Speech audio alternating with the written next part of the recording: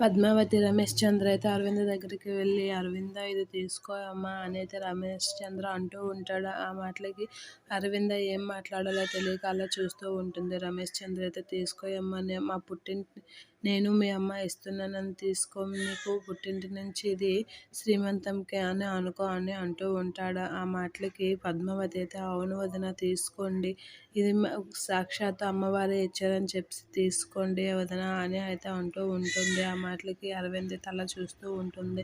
తీసుకోయమ్మా, ఏమి నేను ఇవ్వకూడదా నీకు అని అయితే రమేష్ చంద్ర అంటూ ఉంటాడు.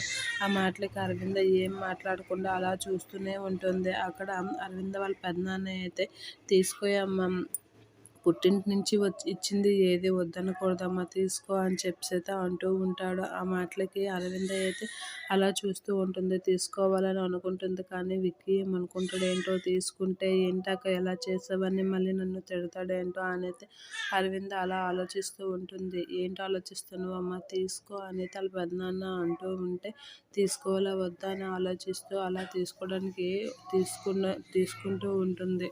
అరవింద తీసుకుంటుందనే ఆనందంతో రమేష్ చంద్ర అయితే చాలా హ్యాపీగా ఫీల్ అవుతూ ఉంటాడు.